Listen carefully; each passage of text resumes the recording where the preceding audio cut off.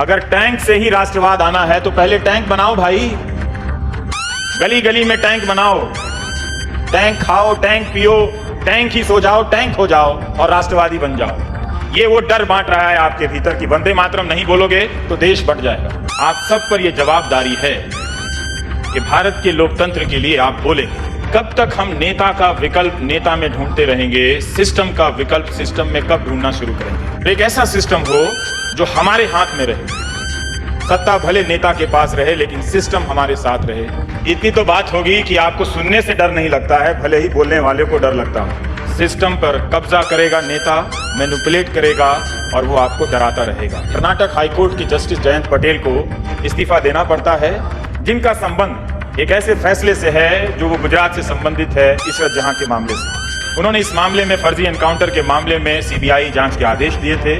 असलियत क्या है वो जानते होंगे या दुनिया जाने, मगर ये संयोग बहुत खतरनाक है। आप उस समाज के भीतर जाके देखिए तो ना तो वो मुहर्रम के समय झगड़ता है, ना दुर्गा पूजा के विसर्जन के समय झगड़ता है। इस गांव में एक भी मुसलमान नहीं, वहां हिंदू मुहर्रम का तजिया उठा लेते हैं। और जिस गांव में हिंदू का पंडाल है दुर्गा पूजा का, वहां जाकर मुसलमान सर झुका के हाथ जोड़ के नमस्कार भी कर लेते हैं। एचयू की लड़कियां कई दशक से छेड़खानी, मोलेस्टेशन, सेक्सुअल हैरेसमेंट का सामना कर रही थी, मगर वो नहीं बोल रही। साहित्यकारों की कैसी संस्था है कि एक मारा जाए और निंदा भी ना करे? तो 5 सितंबर को उदय प्रकाश ने अपना अवार्ड लौटाया।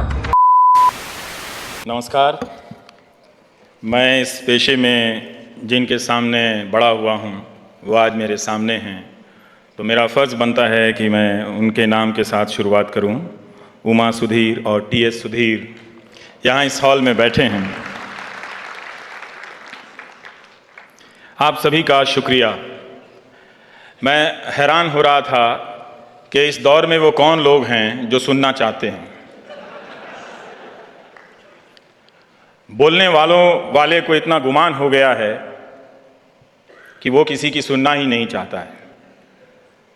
तो हम ये मान कर बैठे थे कि कोई सुनने वाला नहीं है, अब इस देश में सिर्फ बोलने वाला है। पर आप इतनी बड़ी संख्या में आए और किसी को सुनने के लिए दिल्ली से बुलाया है, तो कोई बात होगी आप में। इतनी तो बात होगी कि आपको सुनने से डर नहीं लगता है, भले ही बोलने वाले को डर लगता हो। तो जब तक सुनने वाले नहीं डर रहे हैं तब तक खुल के बोलना चाहिए और ये अच्छा संकेत है।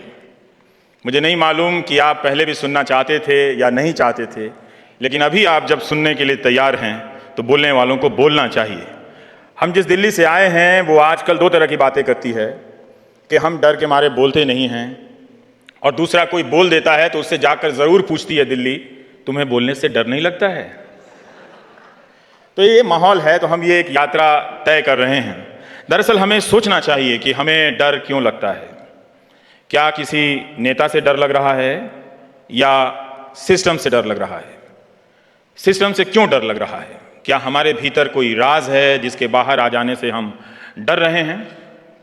हो सकता है हिंदुस्तान की जनता को जो सिस्टम मिला है और जिस तरह की नाइंसाफियां सिस्टम इस जनता पर थोपता है, मुमकिन है कि आप सबके कुछ राज हों जिसके डर से आप ना बोल रहे हों। लेकिन इसके बाद भी आप सब पर यह जवाबदारी है कि भारत के लोकतंत्र के लिए आप बोलेंगे। अगर आप भारत के लोकतंत्र के लिए नहीं बोलेंगे तो आपके भीतर जो छोटे किसी अपराध का डर बैठा हुआ है, उससे बड़ा अपराध ये हो जाएगा कि आपने भारत के लोकतंत्र के लिए नहीं बोला। तो अपने छोटे अपराध के लिए एक और बड़ा गुनाह करने से खुद को बचा लीजिए और पूछिए सवाल कि कब तक हम नेता का विकल्प नेता में ढूंढते रहेंगे, सिस्टम का विकल्प सिस्टम में कब ढूंढना शुरू करेंगे। थाना जिसे हम सरकारी संस्थान कहते हैं, कोर्ट, यूनिवर्सिटी जिसे आजकल हम 3-4 वाइस चांसलर के चेहरे से जानते हैं, उनके अजीबोगरीब बयानों से जानते हैं। आप कोई भी इदारा ले लीजिए इस देश में, वो आपको अकेला करने के लिए, तोड़ देने के लिए सक्षम है। फर्जी मुकदमों में फंसा देना, वर्षों तक आपको अदालतों में टहलाना, और जीतने पर मीडिया एक दिन का जश्न बनाता है कि इंसाफ की जीत हुई है, लेकिन जो जीतता है वो दरअसल घर जाकर वर्षों तक फिर से कर्जा चुकाता है। तो बेहतर यह है कि हम नेता का विकल्प ना मांगे, हम सिस्टम का विकल्प मांगे, और एक ऐसा सिस्टम हो जो हमारे हाथ में रहे। सत्ता भले नेता के पास रहे, लेकिन सिस्टम हमारे साथ रहे, वरना हम इस डर को कभी नहीं जीत सकते हैं। सिस्टम पर कब्जा करेगा नेता, मैनिपुलेट करेगा, और वो आपको डराता रहेगा। इसके दो उदाहरण हैं। 29 सितंबर को मुंबई हाईकोर्ट ने सीबीआई से पूछा कि सोहराबुद्दीन केस में जो फर्जी एनकाउंटर है, उसमें जो बड़े अफसर, आईपीएस अफसर बरी हुए हैं ट्रायल कोर्ट से, उनके खिलाफ आप अपील कब करेंगे। ये खबर सरकार का प्रोपेगेंडा करने वाले एंकरों के सामने से नहीं गुजरी थी और ना गुजरेगी अब। सीबीआई ने ट्रायल कोर्ट के फैसले के खिलाफ अपील की है, मगर जो जूनियर अधिकारी, दरोगा स्तर के अधिकारी जो बरी हुए थे फर्जी एनकाउंटर के मामले में, उनके खिलाफ अपील की है। लेकिन जो आईपीएस ऑफिसर बरी हुए हैं, उनके खिलाफ अपील नहीं की। तो ये देश की सीबीआई के चश्मे के पास एक चश्मा है। उस चश्मे के दो नंबर हैं। एक नंबर के चश्मे से उसे ट्रायल कोर्ट के बाद हाई कोर्ट नजर आता है, और 2 नंबर के चश्मे से उसे ट्रायल कोर्ट, सुप्रीम कोर्ट नजर आता है। दूसरा संजोग देखिए कि कर्नाटक हाईकोर्ट के जस्टिस जयंत पटेल को इस्तीफा देना पड़ता है, जिनका संबंध एक ऐसे फैसले से है जो वो गुजरात से संबंधित है, इशरत जहां के मामले से। उन्होंने इस मामले में, फर्जी एनकाउंटर के मामले में, सीबीआई जांच के आदेश दिए थे। असलियत क्या है वो जानते होंगे या दुनिया जाने, मगर यह संयोग बहुत खतरनाक है कि एक चीफ जस्टिस बनने लायक जस्टिस को इस्तीफा देना पड़ता है और हम चुप रह जाते हैं। तो सिस्टम के लिए हम जब भी चुप रहेंगे, अपने भीतर एक और डर का कमरा बनाएंगे। इसलिए अपने भीतर डर का अपार्टमेंट मत बनाइए, हिम्मत की बालकनी में आइए और जरा बोलिए। बोलना बहुत जरूरी है। इस ना बोलने के कारण जो समाज को और हमारे लोकतंत्र को नुकसान हो रहा है, वो बहुत खतरनाक है। हम सबको एक मीडियाटाइज सोसाइटी से गवर्न किया जा रहा है, कंट्रोल किया जा रहा है। मीडियाटाइज सोसाइटी आप उसे समझ सकते हैं जहाँ दिन भर चैनल एक ही बात कर रहे हों, दिन भर अखबार वही बात कर रहे हों, और सोशल मीडिया पर आईटी सेल वही बात कर रहा हो। आप जरा सा कोई बात अलग कीजिए, वो आपको आइसोलेट करने के लिए आ जाते हैं, डराते हैं, आपको धमकाते हैं, और नतीजा क्या होता है कि आप बोलना बंद कर देते हैं, आप एक कमजोर नागरिक में बदल जाते हैं। लेकिन जो नॉन मीडियाटाइज सोसाइटी है वो बहुत अलग है। आप उस समाज के भीतर जाके देखिए तो ना तो वो मुहर्रम के समय झगड़ता है, ना दुर्गा पूजा के विसर्जन के समय झगड़ता है। उसे मालूम है कि ट्रेन में साथ चलना है तो वो एक दूसरे के साथ पराठे भी बांट कर खा लेता है और पूड़ियां भी बांट कर खा लेता है।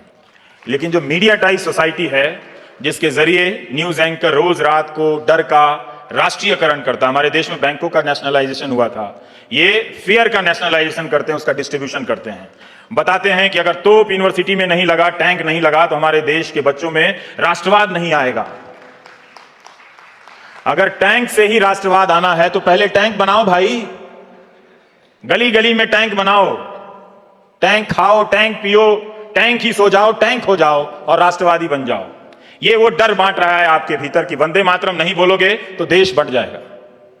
वो तरह तरह के ऐसे मुद्दों को लेकर आता है जिनका आपकी वास्तविकता से, वो वास्तविक हैं लेकिन आपकी रोजमर्रा की वास्तविकता से कोई लेना देना नहीं, और आपके भीतर एक डर पैदा करता है। इसीलिए जो मीडियाटाइज्ड इंडिया है वो डरा हुआ इंडिया है, क्योंकि उसके पास आधी अधूरी सूचनाएं हैं और वो हमेशा आशंकाओं पर जीता है। जो नॉन मीडियाटाइज्ड इंडिया है वो डरा हुआ इंडिया नहीं है, वो आपको हमको जानता है। उसने देखा है कि जिस गांव में एक भी मुसलमान नहीं, वहां हिंदू मुहर्रम का तजिया उठा लेते हैं, और जिस गांव में हिंदू का पंडाल है दुर्गा पूजा का, वहां जाकर मुसलमान सर झुका के हाथ जोड़ के नमस्कार भी कर लेता है। तो हम इस हिंदुस्तान में रहते हैं। ये नॉन मीडियाटाइज्ड हिंदुस्तान ही हमारी उम्मीद है। वो इस तरह से उम्मीद है कि वो रोज देख रहा है, वो रोज कुचला जा रहा है कि आपने जो दावे किए हैं वो उनकी जिंदगी में कितना फर्क ला रहा है।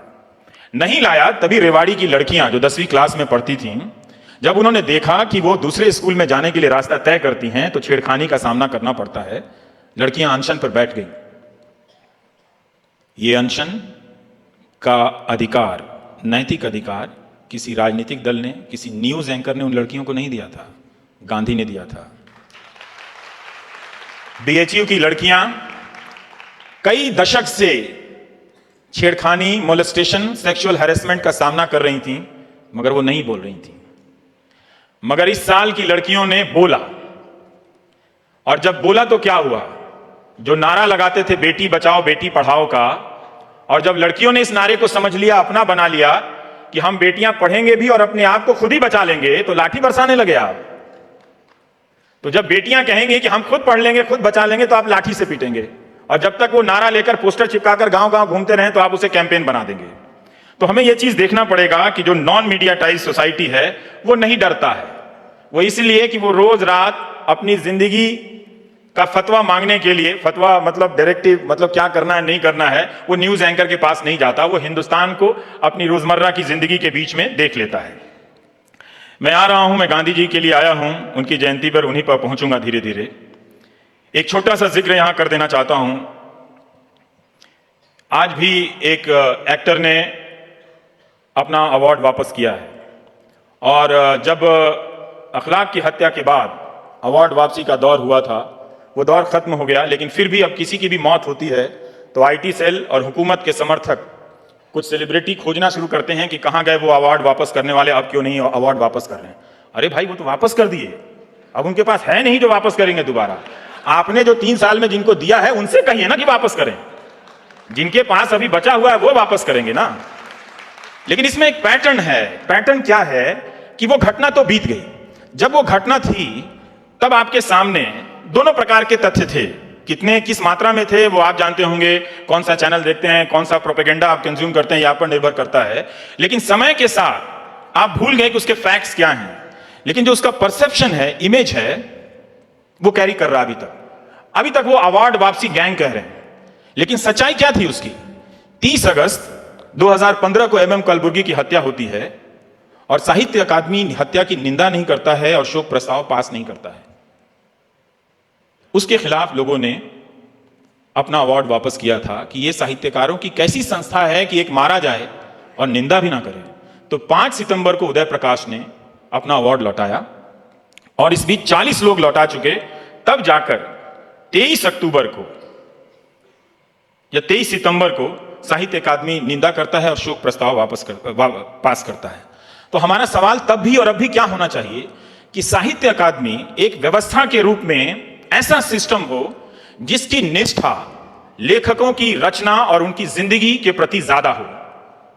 देश में अलग अलग संस्थाओं को अलग अलग काम इसीलिए तो दिया गया है ना, पर हम भूल गए, क्योंकि हमारी नजरों के सामने से वो बेसिक क्वेश्चन, मूल सवाल फर्जी बिग क्वेश्चन के सामने छोटा कर दिया गया, गायब कर दिया गया।